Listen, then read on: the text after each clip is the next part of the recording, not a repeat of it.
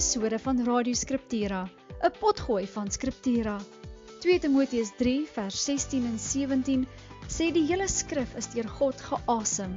Die woord van God is voldoende om ons te onderrig in die waarheid, dwaling te bestry, verkeerdhede reg te stel en 'n regte leefstyl by ons te kweek. Scriptura is daarop gemik om dit vir jou te wys.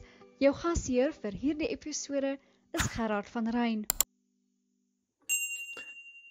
Goeiemôre aan al ons luisteraars en ook aan my mede opnemer, as ek dit so kan sê, volgens my mede studio genoot. Gerry, hoe gaan dit vanmôre met jou? Goed man, daar by jou? Ook baie goed. Ja, ons is weer terug by ons reeks waarmee ons besig is. Ons het besluit om die klomp verse wat ons bymekaar gemaak het oor misverstane verse op te breek in korte reekse, en ons het nou weer 'n paar wat ons na toe teruggekeer, waarvan ons ook al reeds 1 of 2 gedoen het. En volgende is ons dan by Spreuke 4 vers 23. Dis ook een van daai verse wat ons baie in ons wandelgange van die publieke wandelgange hoor. Ek sit net gou die vers ons op die skerm. Dit lees so: bewaak jou hart meer as alles wat bewaar moet word, want daaruit is die oorspronge van die lewe. Nou, hierdie vers leen hom ook self daartoe deur 'n baie moderne terapeutiese benadering van jou hart en hoe jy nou jou eie hart kan volmaak soos 'n tankie met 'n klomp verskillende dinge, goeie dinge, en dit is waar op 'n manier, maar is reg mooi, ons moet mooi verstaan wat bedoel dit eintlik. En dit word eintlik gebruik as 'n misbruik as 'n terapeutiese slogan, as ek dit so kan sê, né? En so ons wil graag na hierdie vers kyk, Gerry, en dit op ons gereformeerde eksegetiese beginsels uitlei, ontleed, 'n bietjie daaroor praat, en wat sê hierdie vers werklik vir ons? So, voor ons soontoe gaan, kom ons gee so 'n bietjie vir ons luisteraars 'n oorsig. Hoe word hierdie vers misverstaan? Hoe word dit misbruik en misverstaan in ons algemene konteks vandag? Het jy dalk vir ons 'n paar voorbeelde? Ja, in die hart van die misverstaan lê die verkeerde verstaan, glo ek, van wat hart beteken en wat ware wysheid beteken. Mense sal hierdie lees en sê ek gaan oor my hart, so dit gaan net oor wat ek voel. En ek moet dit bewaar en ek moet my hartjie nou mooi beskerm. Maar as ons die Bybel lees, dan gaan ons sien dat hart oor veel wyer as net dit wat ons voel gaan. Ja. En dan ook deel van die verklaring, en dit pas by die groter lyne van Spreuke in. Wat beteken wysheid? Wat is wysheid en dwaasheid volgens die Bybel? Want dis ook iets anders as wat ons graag dit wil hê dit moet beteken. Ja, so die idee wat dan nou met die vers vind, is dat my hart is soos my boksie hier in die middel van my liggaam, en ek moet kies wie ek toelaat daar. Ek moet kies wie ek naby my bring. Ek laat niemand naby my nie. Ek voer my eie keuse uit van wie ek naby my toelaat, wie ek in my eie hart toelaat. So dit word amper soos 'n sielkundige terapeutiese konsep misbruik, die idee van 'n hart hierso. Ek beskerm my hart teen mense. Ek moet grense bou, want die Bybel sê ek moet my hart bewaak. En dan ook volg jou hart denke. Dis mos maar baie ook van ons moderne denkwyse van jou hart is dit wat jy moet volg. Luister na jou hart, want dit is waardevol. My hart wys my die regte pad aan. Natuurlik weet ons hier teenoor staan die Bybel se waarskuwing, bedrieglik is die hart meer as alles, uit Jeremia 17 uit. So dis die dinge wat ek al teëgekom het, hoe hierdie vers misbruik word. Dit word ook, dit lei ook amper tot hierdie pietistiese benadering van jouself, né? Hierdie navel gazing, soos hulle sê in die Engels, van jy moet jou eie hart die hele tyd dophou en jy raak so innerlik gefokus, né? In terme van, ek dink dis die laaste ding wat hierdie vers vir ons probeer sê, is dat ons fokus innerlik is, en dat ons die hele tyd moet kyk hoe ons voel en dink en wat hier binne in ons aangaan, dat jy jouself so ondergrawe later, en dat jy so bewus raak van jou eie emosies en denke, en dat jy elke patroon van jouself dophou, en dit raak later 'n bose siklus van elke gedagte het 'n betekenis, elke emosie het 'n betekenis, want jy word dan nou sogenaamd met die vers die opdrag gegee, fokus op jouself, fokus hier na binnekant toe. Terwyl die Bybel ons eintlik waarsku teen dit en eintlik sê dat ons is bedrieglik van binnekant af, so fokus op Christus, kyk op na hom, en dit sou eerder wees wat die vers vir ons sê. So, ons wil graag deur 'n paar dinge stap om die vers goed te verstaan, om by 'n goeie antwoord uit te kom. So ek dink die eerste vraag wat ons moet vra is, en is 'n paar eksegetiese vrae wat ons sal deurstap is, wat se tipe literatuur is die? En dit is belangrik om dit te verstaan, want ons kan nie elke tipe literatuur in die Bybel interpreteer soos ons wil nie. Dit is nie oorgelaat aan ons eie idees nie. Die Bybel gee vir ons baie goeie riglyne hoe hy geïnterpreteer moet word. Ons wil ook daarmee saam wegbeweeg van 'n versieteologie nie, wat ons hierdie enkele versie uitruk uit sy eie konteks uit en uit sy eie tipe literatuur uit, en dan is dit baie oorgelaat aan ons, wat ons nou reeds verduidelik het, hoe om dit te interpreteer. So wat sou jy sê oor die tipe literatuur waarmee ons hier besig is? Man, Spreuke is, ons het nou wysheid al genoem, dis wysheidsliteratuur. Hoe lewe die wyse mens? Ja. En ons moet dit dan nie ook net sien as hierso is stappe om 'n wyse mens te wees. Dit is beslis daarom vervat. Maar ons gaan moet raak sien nie wat wysheid is, maar wie wysheid is, ware wysheid. Ja. Dat dit op die ou einde gaan oor 'n lewe naby aan God deur die beloofde Christus. So ja, laat ek daar stop. Ja. Ja, jy het dit aangeraak. Spreuke is 'n wysheidsliteratuur, nê? Maar wysheid staan nooit los van God nie. So dis wat ons al reeds vir mekaar gesê het. Die fokus hier is God en Christus. Dat dit beklemtoon die feit dat alle wysheid uit die vrees van die Here kom. Dis die groot tema van Spreuke 1:7. Die vrees van die Here is die begin van wysheid. Nie uit menslike redenering of sonontdekking of navel gazing nie. So die fokus is Christus en God drie-enig en die vrees van die Here. En dit beteken wysheid is nie selfhulp nie, maar dit is nogal verbondstaal wat hier gebruik word in Spreuke. Dis 'n verbondsvader wat hier met sy seun praat in die verhouding waarmee hy met hom staan, né? So is nie net bloot morele riglyne wat hier vir ons gegee word nie. Hier gaan oor die verbondsverhouding tussen die Vader en sy seun, en dan uitgebeeld word ons verhouding met God die Vader.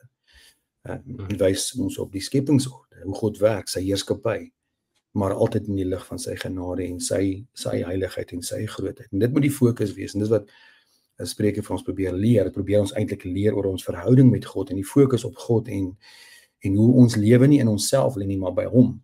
En in dit begin als by die vrees van die Here. Is daar nog ietsie wat jy dalk sou wou byvoeg daar, Gerrie? Ja, ek dink nou maar net dit is ware nuttige maniere om te lewe wat hier bespreek word. So die wêreld sal goed doen as hulle volgens hierdie maniere lewe, maar dit is nie waar Spreuke stop nie. Ons gaan die diepte mis as ons dink dit gaan net oor algemene lewensreëls. Soos jy nou sê, dit gaan oor hoe lewe iemand wat in 'n verbondsverhouding met God staan.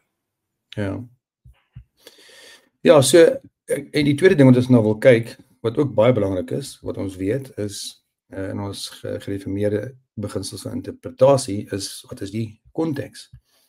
En so as ons eers na die groter konteks van Spreuke kyk, soos ons reeds gesê het, hierdie gaan oor 'n verbondsvader se onderrig aan sy verbondsseun. Dis nie algemene etiek nie, dis nie algemene moralistiese benadering in die lewe nie. God se volk leef anders omdat hulle aan hom behoort. Dis die fokus, is vrug dra, meer as wat dit 'n klomp stappies is nader aan die hemel of nader aan God of op self fokus. Ja. En ek dink jy het reeds ook daaraan geraak. As ons na die konteks kyk, moet ons reg verstaan wat probeer Spreuke vir ons sê met die woord hart. Ek dink as ons na hierdie woord kyk, en ons gaan nou nie hier in Hebreëse woorde ingaan nie, want dis nie die doel van ons potgooi om in daai tipe in te gaan nie. Ons is besig om vir die algemene mens ook hier meer te wys hierop. So as ons na die woord hart kyk in Spreuke, dan wys dit na verstand, gewete, jou wil, jou begeertes en met ander woorde jou identiteit voor God. Die hart is die sentrum van die menslike lewe, die gees, die siel. En daai twee woorde is natuurlik ook meer interchangeable, sukkel ek met die Afrikaans in die Bybel. Dit gaan hier oor ook dat dit is daardie plek waar God in ons hart bly, daar waar hy regeer deur sy gees. Ja. Maar, en dan dus, dit is belangrik om te verstaan, dat die sondeval het ons hart verdorwe gemaak. En ons, en NGB sê vir ons in artikel 14, mits ons wedergebore word, dan is ons hart verdorwe bo alle dinge. En daarom word die hart in Spreuke nie as 'n natuurlik goed gesien nie. Is nie, so jy kan dit natuurlik so sien. En as ek dink hoe dit misbruik word, is dat die hart is algemeen goed en daarom moet jy uit jou hart uit leef. Maar is eerder iets wat deur God vernuwe moet word, 'n nuwe lewe gegee moet word. Wat onder God se dissipline en tug en wysheid en genade moet staan. En so ja, dit is so ek sê die groter konteks van Spreuke. Hoe ons dit in daai lig moet lees. Ietsie wat jy dalk Ja, nee, kyk, oor hart, ons moet dit onderstreep. Dit gaan oor die mense diepste binneste. Dit gaan nie net oor jou gevoelens nie, maar dit gaan daar oor die plek waar al jou begeertes vandaan kom, al jou denke ontstaan en waar ons baie keer amper 'n simplistiese siening van ons geloof het. In die sin van wel, dit gaan 'n moralistiese siening, wat eerder so sê. Dit gaan net oor wat ek doen. Word ons in Spreuke en die res van die Bybel met die feit gekonfronteer, dit begin by ons harte. En die hart wat ons het, gaan oorspoel in ons lewe en ons dade. Ek dink is dalk net nodig om dan ook hier oor wysheid te praat, wat wysheid beteken. Ons is tans besig by ons gemeente met 'n reeks deur Galasiërs. En op 'n paar plekke word die Galasiërs baie reguit dwaase genoem. Maar dit gaan nie oor wysheid, gaan nie oor wat jou IQ is of jy slim of dom is nie. Wysheid gaan oor 'n lewe naby aan God. So wysheid is om naby God te lewe, soos hy in sy woord sê. Dwaasheid is om jou rug op hom te draai, jou eie pad te stap. Ja. Okay. Ons het gepraat bietjie oor die groter konteks, maar ek dink daar is ook 'n kleiner konteks rondom die onmiddellike vers wat ons ook nou moet kyk. En as ons kyk van vers 20 tot 27 waar binne die vers staan, dan sien ons 'n paar interessante dinge daar. Spreuke 4, soos ons reeds gesê het, vorm deel van die groter konteks van die verbondsvader met sy verbondseun. En die hooftema is kies wysheid, want dit lei tot die lewe. En die onmiddellike verse, vers 20 tot 27, is amper soos 'n eenheid. Daar sien ons 'n paar dinge, die ore, luister na wysheid, die oë, hou fokus op die regte pad, en die mond, praat reg, praat wysheid, voete wandel reg, wandel in die wysheid.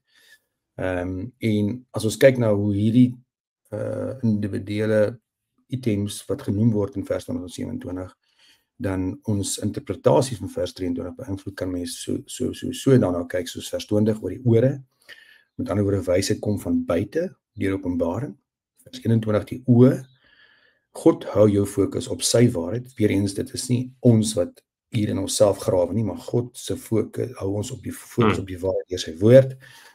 Die hart, as hy sê bewaak jou hart, vers 23, beteken dit dat ons nie onsself hier binne moet vul met wat ons dink reg en goed is nie, maar dat ons nie, soos Romeine vir ons sê, dat ons denke deur die woord vernuwe word. So dit gaan hier meer oor wat God se woord van buite na binne toe werk in ons hart in en ons deur sy heilige woord openbaring skenk en ons dan in sy wysheid lei. Mond, wat uit jou hart kom, verskyn in die dinge wat jy dink en wat jy bedink en weer eens gaan dit nie oor jy wat jouself dan moet volprop met sekere positiewe gedagtes nie, maar jy wat God se woord in die lig van God, soos Psalm 36 sê, in die lig van sy God sien ons die lig en ons gaan daai lig sien in die woord. En voete, en natuurlik lei dit dan tot 'n regte lewenskeuses. Ons word gelei deur God, deur sy gees, Galasiërs 5, laat die gees julle lei, dan sal julle nie begeer kry van die vlees oorgee nie, en dan ook bly in stap, pas met die gees, eindig Paulus daar. So, dit gaan hier baie meer as oor wat God na ons toe bring en hoe ons deur sy gees laat gelei word, as wat dit gaan oor my eie hart, wat aan my behoort, wat ek moet volpak met dinge wat ek daar binne wil hê. Is daar ietsie wat jy nog daaroor wil bysit, Gerrie? Ja, soos ons oor die gedeelte praat, 'n Psalm wat dadelik in my kop spring is Psalm 1. Wel geluksalig of geseënd is die mens wat nie op hierdie pad loop by daardie mens staan by hulle sit nie, maar wat God se wet dag en nag oordink. So dit gaan baie oor wat van buite af kom, wat op die ou einde beïnvloed, wat in jou binneste aangaan, wat dan jou dade bepaal. Ja. Goed, as ons dan verder aanstap, wil ons graag die volgende vraag vra, hoe moet ons dit interpreteer? En ek dink ons het reeds nou 'n hele paar dinge hier aangeraak, en ek dink baie wat ons al reeds gesê het, oorvleuel daartoe. Miskien kan ons dit net hier kort opstaan. Hoe moet 'n mens dan in die lig van alles wat ons reeds gesê het, die groter konteks, wat 'n temperatuur is, die kleiner konteks, die regte fokus, die idee van die vrees van die Here wat die begin van wysheid is, die fokus op God in Christus, die woord wat ons denke vernuwe, al daai goed, hoe sou ons die vers interpreteer op die regte manier in steede van 'n selfgesentreerde terapeutiese benadering? Ek dink dit gaan daaroor om die geskenk wat God vir sy kinders gee, 'n nuwe hart. Ja. Om hierdie hart dan op te pas. Ja. God is die een wat gee, hy is die een wat doen. Ons verantwoordelikheid spruit daaruit. Om dan tot sy eer dan hierdie gawe wat hy ons gee, 'n nuwe hart wat na hom en sy woorddinker vol te maak met die regte goed. Want as ons dit gaan volmaak met die verkeerde goed, dan gaan dit impak op ons hele lewe hê. Ja, so op sonder gewys, en ons het al baie van die goed al gesê, is die hele idee van volg jou hart, soos ons moderne individualisme ons leer, is teenstrydig met die woord, is teenstrydig waartoe die vers ons oproep. Dis ook teenstrydig met die idee dat jy jou eie hart moet beskerm en wie jy daar toelaat en wat jy daar binne toelaat, want die hart is bedrieglik bo ander tale dinge. Dit gaan hier meer oor 'n verbondsverhouding met jou hemelse Vader. 'n Buitefokus, natuurlik raak dit binne ook, maar die manier hoe binne verander word en hoe dinge in jou binne kan werk en jou siel is 'n fokus buite jouself op God en sy woord. Hy is die bron van waarheid. En by hom vind ons die waarheid. En tensy God deur sy gees ons hart herskep en ons dan deur sy gees lei, is daar nie iets wat ek en jy aan onsself kan doen om onsself te verbeter nie. Heiligmaking is ook 'n proses van genade deur die gees. Ons begin by wedergeboorte waar ons soos dooie sondaars, soos Lazarus in die graf lewend gemaak word. Dis waar alles begin. En van daaruit leef ons uit daai nuwe lewe, gelei deur die gees in ons hart. So hierdie is nie 'n oproep tot bewaak jou hart op 'n terapeutiese manier of 'n emosionele selfgerigte manier nie, maar is 'n bevel, as ek dit in nuwe terme kan sê, laat jou deur die Heilige Gees lei, by en pas met die Heilige Gees. Het gaan dus hier oor Christus se heerskappy, oor ons lewens, as dit gaan eerder as dit gaan oor 'n heerskappy van self of gevoel, jou eie gevoelens. Dalk nog iets hier wat jy wil bysit, Gerrie? Ja, ek dink ook nou maar aan die Here se belofte in Jesegiel, dat die nuwe harte wat hy deur sy gees aan sy kinders gee. Dis uit en uit hy wat ons nuut maak, hy wat vir ons lewe gee, en dan het ons het nou hierdie verantwoordelikheid, maar bewaak dit wat hy vir jou gee. En dit sal ook goed wees as ons net so 'n paar praktiese dinge noem van hoe bewaak ek my hart. Ek dink die eerste een, soos Psalm 1, is om vol te word van die Here se woord. Daar is soveel dinge wat om ons aangaan en soveel goed waarmee ons harte kan volmaak.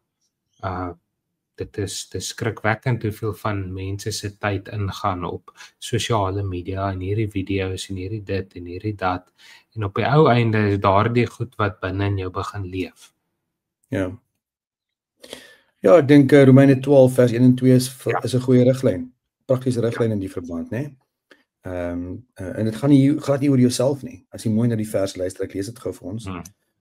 Ek vermaan julle dan, broeders, by die heilige ontferming van God. So Paulus sê in die lig van God se heiligheid, God se heilige genade oor ons, dat hy ons geroep het van dood na lewe, in die lig van dit, dat hy vir ons die lewe geskenk het, vry uit genade, sonder dat ons enigiets daar kon doen of bydra, stel jou liggaam as 'n lewende en heilige offer. Nou hierdie is ook nou natuurlik Ou Testamentiese taal van offers.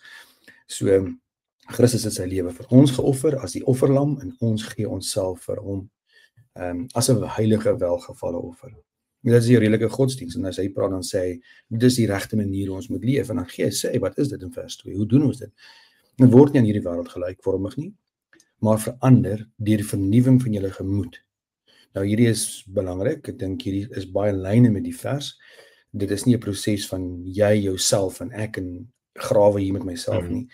Verander deur die vernuwing van jou gemoed. Ek dink as ons dit in die groter konteks van die Bybel sien, is dit soos ons reeds gesê het, hoe die Here ons op hierdie pad van vernuwing en heiligmaking neem, nadat hy ons lewe gegee het, waar die heil wat hy ons gegee het, na die res van ons lewe uitgewerk word in alle aspekte wat ons doen. Dit is 'n fokus van buite na binne en gelei deur die Gees, gehoorsaamheid. En dit is die woord staan sentraal te dit. Ons denke en ons emosies en alles word vernuwe deur God se woord. Soos ons na die lig van God in sy woord kyk, in die lig van sy lig sien ons die lig, word ons vernuwe en gee die Here vir ons sy wil, hoe ons hom kan verheerlik en hoe ons hom kan gehoorsaam. En dan sê hy, sluit hy af, sodat julle kan beproef wat die goeie, welgevullige en volmaakte wil van God is. So ons roeping is om die Here te verheerlik en alles wat ons doen, soos Paulus sê, of julle eet of julle drink, of julle slaap of wat ook al julle doen alles tot verheerliking van God. So die fokus is op God, nie op ons nie. En ons leer sy wil ken deur sy woord, sodat ons hom kan verheerlik. En ek sou sê, dis 'n algemene praktiese benadering hoe ons dit in ons algemene lewe van dag tot dag kan doen. So ek dink ons het hierdie nou ook eintlik al oorgegaan. Wat is die oorspronklike bedoeling? Die oorspronklike bedoeling is dat by die Here sal uitkom, soos ons nou gesê het, wat in Romeine vir ons uitgelig word. Kom ons sluit af met 'n paar gedagtes oor wat beteken dit vir ons vandag. Ek dink ons het ook baie hiervan gesê, maar as daar nog 'n paar dinge wat ons hierby kan byvoeg, Gerry, oor wat beteken ons vandag, hoe verander dit ons manier van dink, van benadering. Kom ons dink 'n bietjie aan ons moderne sielkunde. Kom ons dink 'n bietjie aan die moderne benadering van jou life coaches. As ons die baie gewilde ding van elke tweede ou wil 'n life coach word en dis maklik. Dis maklik om mense met pep talk te motiveer en goed te praat en op te bou. Ek wil ook nogal 'n bietjie dink hier aan hoe nou staan spreek lewe. Ons het al reeds daai vers gedoen en ons het nog 'n episode in die verlede ook daar gedoen. Hoe nou verband staan spreek lewe met Spreuke 4 vers 23. Ek dink daar's 'n baie noue verband in die sin dat as dit my hart is en my plig is om my binnekant op te bou, te verbeter en goed te maak en my hart te volg, dan is die logiese gevolgtrekking baie belangrik dat ek regte dinge sal praat. Ek sal lewe spreek na my eie hart toe. Ek moet binnekant toe na myself toe praat, né? Sodat ek kan lewe plant in myself en my hart wat die oorsprong van lewe is, dan lewe kan voortbring. So ons kan 'n bietjie uitwy daarop op in terme van wat beteken dit vir ons vandag. Daar enigiets wat jy daarby kan bysê. Ja. Die mense wat met hierdie gedagte lewe, volg net jou hart. En dit maak soveel skade want ons harte ons wil maar snaakse goed hê en ons wil net onsself hê. En daarteenoor om jou hart te bewaak wat God jou 'n nuwe hart gegee het, gaan dan juist daaroor, maar ek soek nie wat ek wil hê altyd nie. Ek soek wat is die Here se wil. En daar kom die bewaak van jou hart in. Dit is belangrik om die gedagtes wat soms by ons opkom gevange te neem.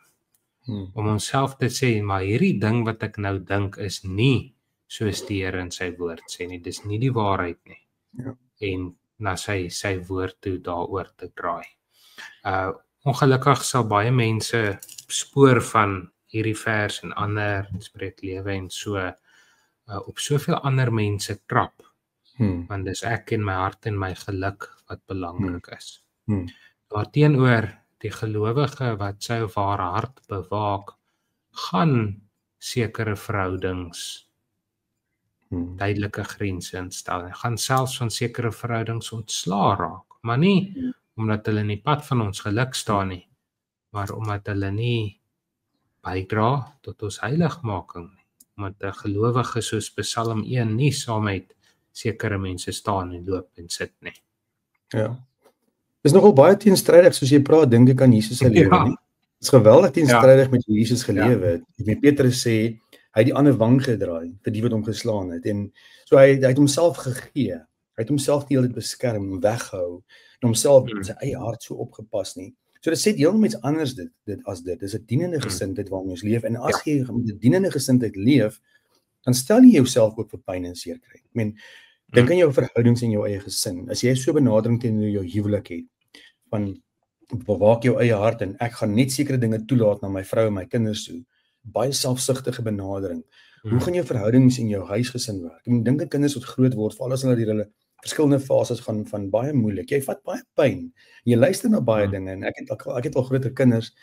En jy word dinge partykeer gesê en wat jy hoor as hulle begin groter word en hulle begin jou aanspreek wat jou seermaak, né? Wat tot jou spreek positief en negatief. Partykeer spreek hulle jou eie sonde aan, maar partykeer sê hulle ook lelike dinge teenoor ons. En as mense dit in nasie neem, ja, ek hou my weg van enigiets van so 'n ding af, want ek beskerm my eie hart, dan waar gaan hy verhoudings met jou eie kinders heen? Waar gaan die verhouding met jou eie vrou heen? Hoe werk jou eie heiligmaking in die kerk? As jy in die kerk sit en jy neem hierdie benadering, ek groepeer my net met sekere mense wat iets positief in my eie hart kan inspreek. Lewe kan skep in my eie hart, want ek moet my eie hart bewaak. Wat van die opdrag dat ons lewens vir mekaar moet aflê en juis dat ons vyande moet lief hê en amper baie meer moet uitreik na die wat ons nie baie van hou nie of wat nie van ons hou nie en daai bande moet bou en dit gaan baie seer maak beteken. En ons dink in ons algemene lewe, hoe evangeliseer ons? Hoe verkondig ons die evangelie wanneer ons as kerk en as Christene individue goed toegesnou word in hierdie tyd waarin ons leef, né? Name genoem word. As Jesus homself moes weerhou van mense omdat hy name genoem word, wat sou dit beteken vir die evangelie en van die koninkryk en van hom as God? So dit is glad nie wat die vers beteken, inteendeel.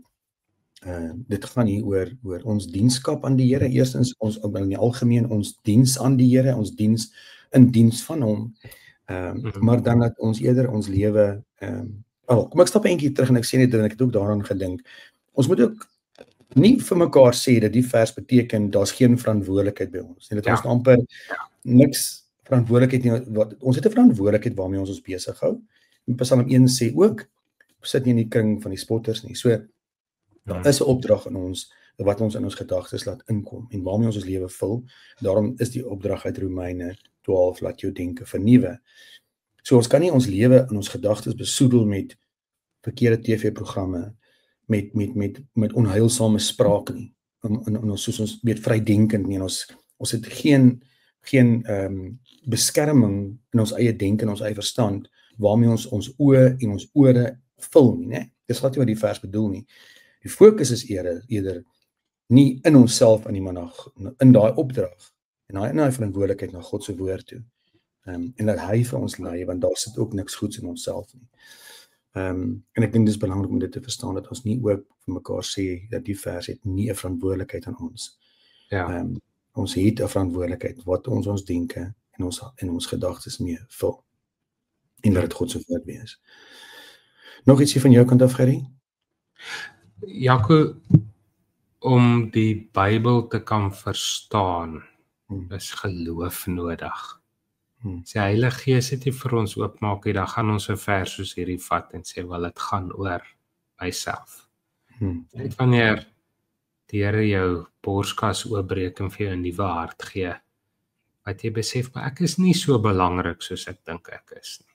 En ook hierdie vers spreek daartoe. Ek staan nie in die middelpunt, dit gaan nie oor om myself en my belange en my koninkrykie te beskerm nie.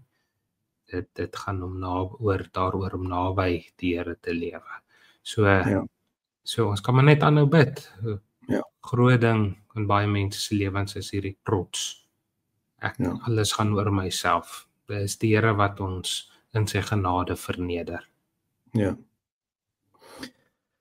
my laaste gedagte is, so as hierdie vers praat oor lewe, dan moet ons die woord lewe interpreteer in terme van die lewe van Christus. Die lewe wat hy ons gee. Dis nie 'n lewe wat ons self opwek en 'n lewe wat ons self onderhou nie. Dis 'n lewe wat God vir ons uit genade vrygewe geskenk het, toe hy ons nuut gemaak het en Christus deur die Gees in ons harte kom bly het. En die bewaking van hierdie lewe is dat die Here deur sy woord met ons spreek. Dat die Here ons deur sy Gees lei en dat hy ons Christus gesentreerd hou deur sy woord en deur sy gees en dat ons lewe daaruit vloei, uit wat Christus vir ons reeds volbring het, wat Christus vir ons reeds gedoen het. Die beeld van die wingerd wat Jesus vir ons gegee het in Johannes 15, né?